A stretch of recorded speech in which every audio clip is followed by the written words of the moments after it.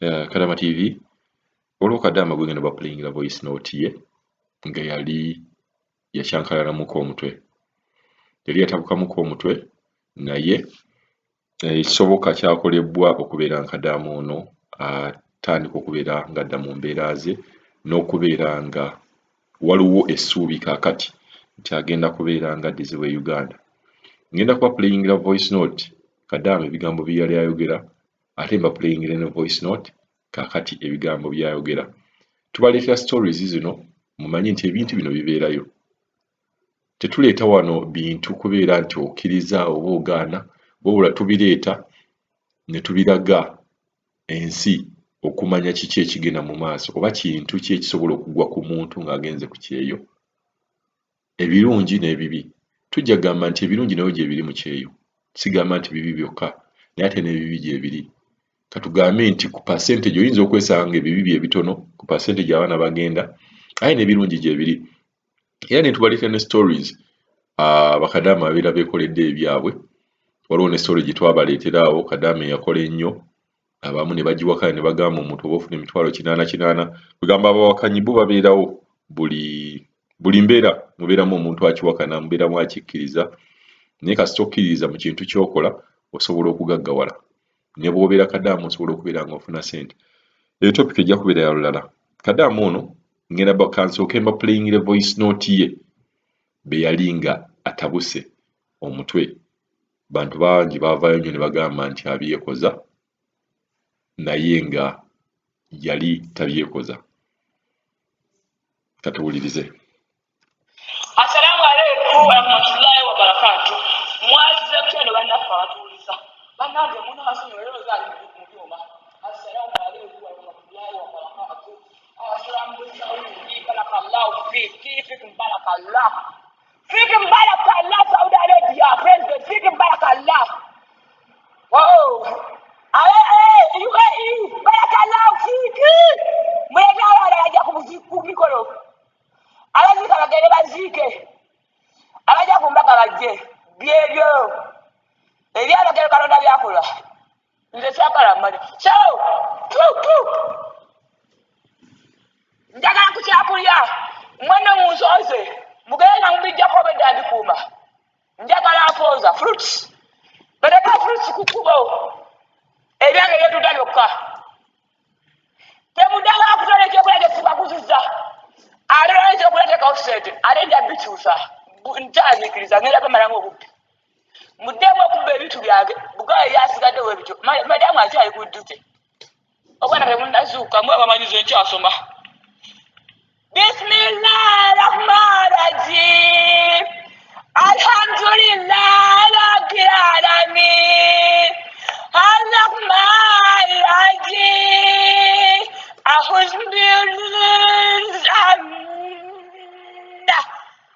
Allah Akbar. Katonda alibawera akola obulungi katubeere tugume laba Yeruzalemu ekibuga ekikulu eggulu y'empeera yeggwe waffe oyambanga abaana mu ddiini era obayamba omutima gwa Kristu ng'oyamba ali kuwera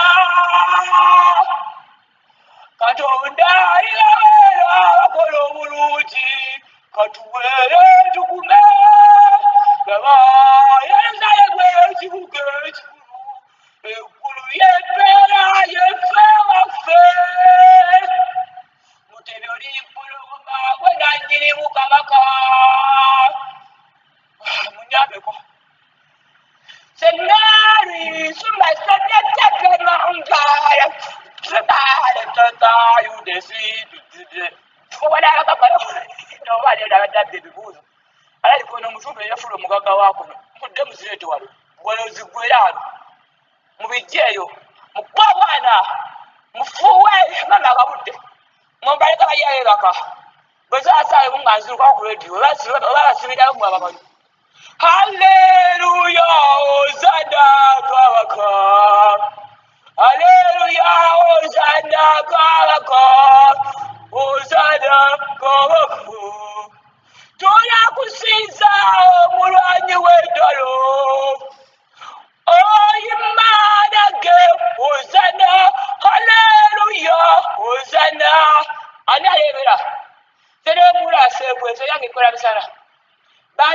ati obala ne mudiisa obona abakaga nze pisha abana sala bazukka umwaka republic ode kasimanyi ze simanyi weda neebase mwalaze kusasira ne mundetazo sibijjukira mwadese ntanze simanyi amawera esebo wasaze omukazi avaamu omusaayi bakubuulire omwana gye yamutadde mutuwa omwana oyo yano gye yali gwezi wekazi gobeda nemole yako yes mugeya mutoyo beda mwenti mugede eyo nja amazima bwegali nze yange nkola bya ddala byadala sipangire oba ne batu mbadde bamanyi nze dakowo okukola bankolereza Yesu yeebazibwe abooluganda munazonyiwe mwamanyi wa lugambo lungi era ujeebale ng'egyebakolya ennaku zino tuteganya buteganyi bino byetwambera mulabako nti werabale nebakukulira tebulisi byagula tabula wengenda tugenda bubba tugenda bakuba tofaayo nkapa gatambule tugende kisandifu gwe balega atambule tetugenda gye tulaga tambula nsaawa manya nsaawa kugobererwa abaga abana atugobera gye banalusanga gye balusanga ate ffe tubula ebyokulya nategesedda tubadde kulane twabulemeyo kuba dabo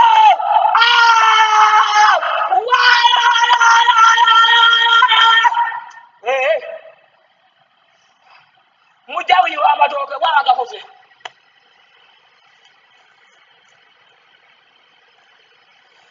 Abija Arwan Kapan with Evan Kapan Kapan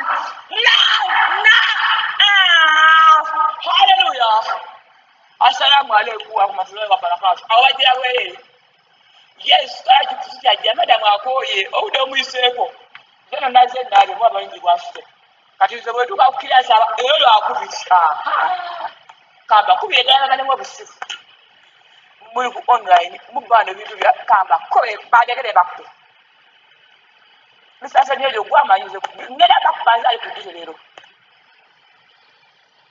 tewabadde nabega musiibe buli mwasibe gyasomera tule mwasomera ticha mwali bambire tiboko nebuzirika mubulekeo ojja buzukusa Kadaama bwatu bwe yabadde omutwe gwe guli gwakyankalanyemu naye nga kati waliwo essuubi ery'okubeera nga Kadaama ono agenda kubeera ng'atambula nga 18 omwezi guno ajja kubeera ng'atambula. Katuwulireko eddoboozi nga Kadaama amaze okubeera nga kakkana n'okubeera nga process ebaddewo ey'okubeera nga Kadaama ono abadde atandise okubeera nga atereera n'ebikoleddwa bibadde bingi eby'okubeera nga Kadaama ono ayambiddwa okudda mu mbeera ezo n'okubeera nga boosi be bakkiriza okubeera nga atambula nga 18. Tujja kubeera nga tweyongera okubeera nga tubaleetera emboozi ze bw'anaaba atuuse e Uganda abannyonnyole bulungi nnyo ki ekyaliwo. Jono Kadaama kakati.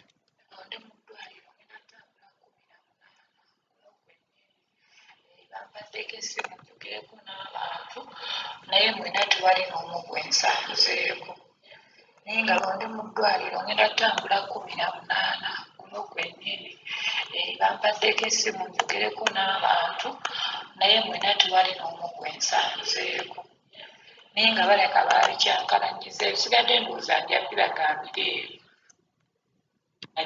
oba eno gye ndi ngenda vaayo na mmotoka bantwale ennonero engendo giringira nze simanyi kuba nze gye ndi wala nnyo sawuti gye ndi wala nnyo kuba ffe twatambulirawo bwe twali tujja era twalinnya mmotoka neetambulirawo olunaku lulamba ekiro kiramba kiringa nga woolaba okuva e Uganda paka Nairobi